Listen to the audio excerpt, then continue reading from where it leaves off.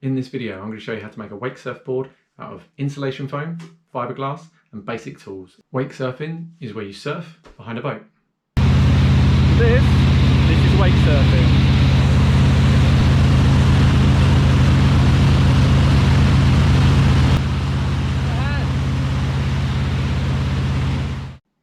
So you normally wake surf on a lake or a river. You use the boat's wake to push you along. Now on our lake, we're restricted to only ski boats, so we have to make it work. Now ski boats were not designed for wake surfing. Ski boats are designed to go quite fast and have a flat wake, so you can do slalom skiing. Now, as you might have seen in my video about wake surfing behind a ski boat, I've made a device that I stick on the side of the boat to help give me a surf wave. But that's not the end of the story. If you modify your boat or stick one of these wake shapers to the side of your boat and create a surf wave, you're not going to be able to just take any old wake surf board and surf your boat. Now, as you can see, I can surf on a normal wake surf board behind our boat. I'm really close to the back of the boat. There's not a lot of room to move about, to do tricks. What I really need is a board that enables me to go a little bit further back and do some more tricks. So where do I start? I've designed a shape, I've designed a construction, and one of the most important things is I'm making the board more buoyant by making it thicker and using a different core material. Now the core material is going to be laminated XPS foam. XPS foam is for underfloor heating, it's for insulation. Now the real test of this board is going to be whether my mate Jason can surf on a wake without the rope. The aim of wake surfing is to let go of the rope so you can surf behind the boat without the rope pulling you along. Problem is, if you're heavier, you sink more in the water. So if you ride a normal wake surf board and you're a big guy like Jason is, you're really going to struggle. So a big test of this board is going to be whether Jason can surf and let go of the handle. Right, first things first, let's create the core. First thing I need to do is create a blank. So I'm starting off with some XPS foam, which is closed cell foam, which means that it's got less than 2% water absorption, which we obviously need for taking in the water. We don't need it to get full of water and then sink. I'm sandwiching it, a couple of bits of ply, a couple of sort of random bits of wood that I've kind of made some clamps out of. We're just clamping it to the bottom to follow the rocker of the board that I've already got, rather than create a new one. I know this works, so I'm going to start with that. And then the difference is going to be in the concave on the bottom and in the profile shape. So let's get it all laminated together. It's going to be laminating resin that are going to hold all these boards together. Let's go.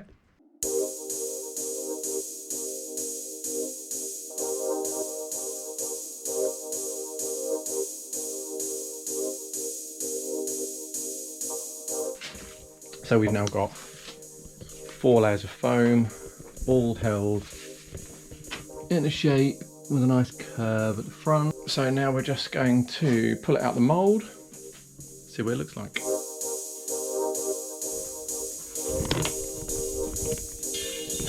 There you go. So now we have a nice bendy board. So we've got our Wakesurfer blank. Now we cut it out in whatever shape we want. Now unfortunately, I seem to have misplaced the footage of me actually cutting out the shape, but hopefully these pictures will give you a fantastic idea of exactly what I did.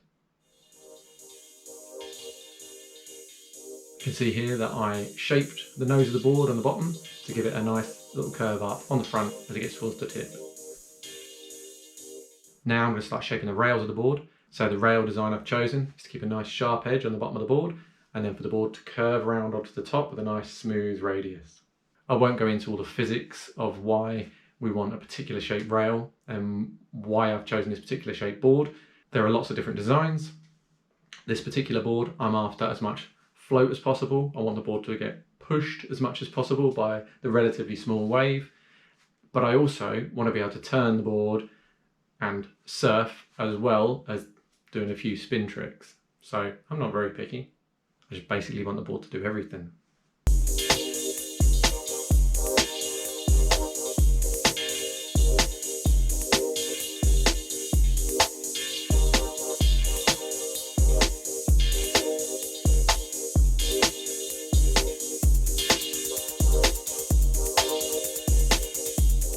Right, starting to get somewhere now, so you can see the sharper edges. This is what I did to start with, and then I've done more 45s around here. You can see where the transition, I've taken it round, starting to get a lot more rounded.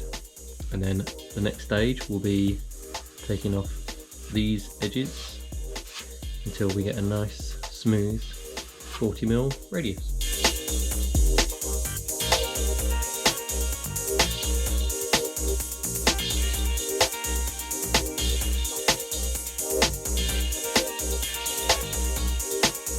So now flip the board over, I'm going to start working on a concave.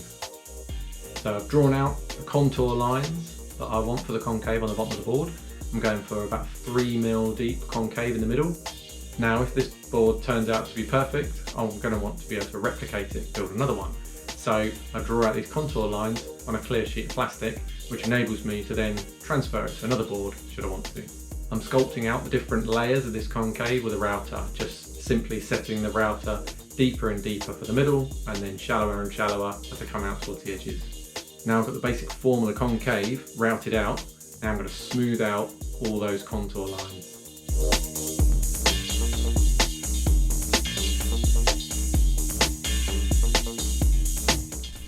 Surfboard's all shaped, and the next stage, before I even cut the holes for the fins, is to reinforce. This is so delicate, this foam. Easy to shape, easy to cut out, but the edges will get damaged if I don't put some protection on it. So it's going to have a coat of 100g fiberglass resin on both surfaces, wrapped around the edges. So we're encasing all of our foam in a very thin layer of fiberglass. That's going to be the beginning of our fiberglass layup.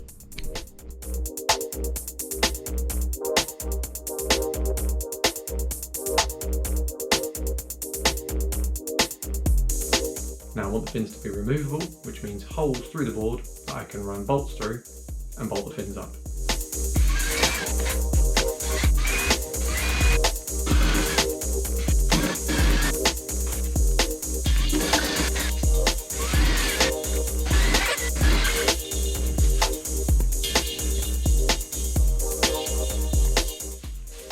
So what I decided to do for fin holes, instead of machining up aluminium inserts or another material, I actually just drilled bigger holes, and then I filled them with resin that I've mixed with fiberglass fibres. So I've effectively put a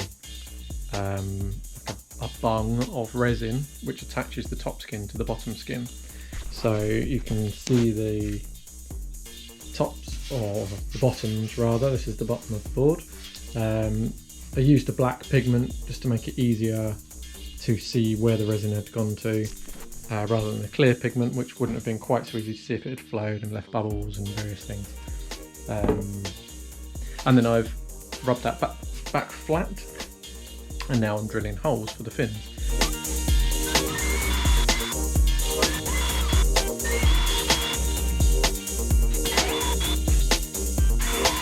Now you'll notice it looks like I'm putting black paint on the board. I just added a bit of pigment to the resin because I don't particularly want to be able to see the core.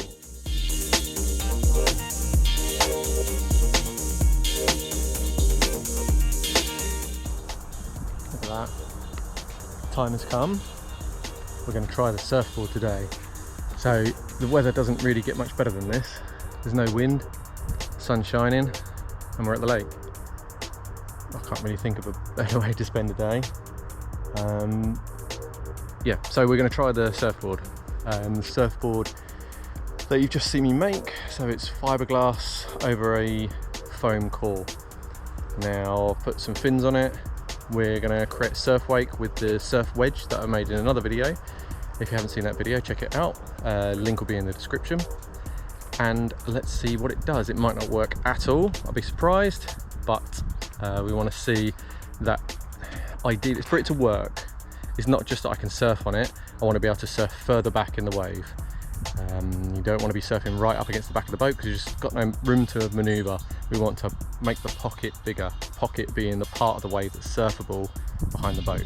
So if I can do that, it will be a big success. So watch this space.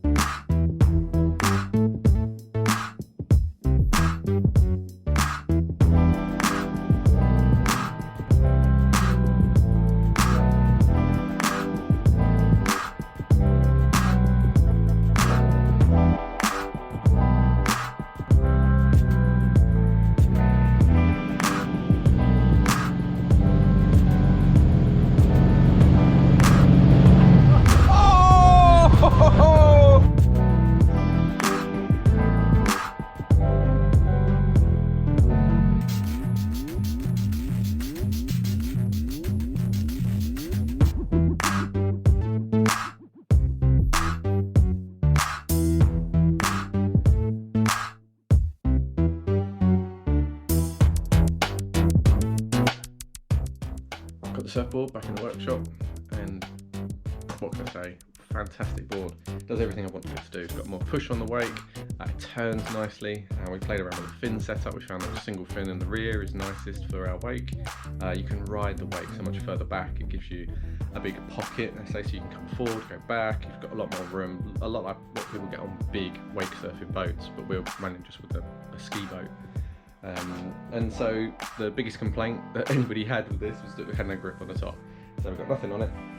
The reason I didn't put anything on it was because it's a press type board. I was just seeing what the shape was like, so I did the minimum amount to it to be able to try it. And then we ended up riding it for about a week, and we're supposed to be out with it again tomorrow. I don't know if I will get a surface on it before tomorrow, but we'll see. I'm gonna mix up some surface epoxy, I call it surface epoxy, with some black pigment in it, just to cover up some of the imperfections. And it's just to give it kind of hopefully a smooth finish, so that I can then stick some padding on the top to get some grip.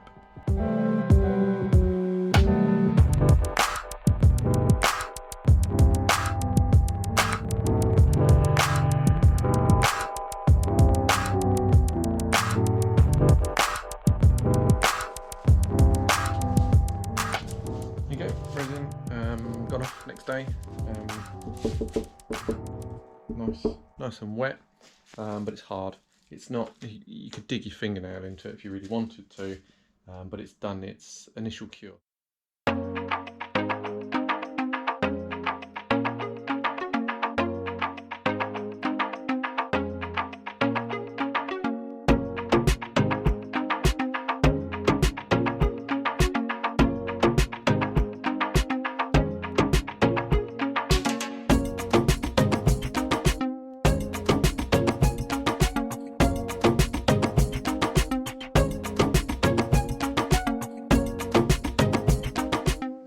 So we tried the board on a small wake. It surfs brilliantly. So now the big test. Can Jason surf on this surfboard? Now the real test for this board will be, can Jason let go of the handle and surf behind the boat and not drop back out the wake?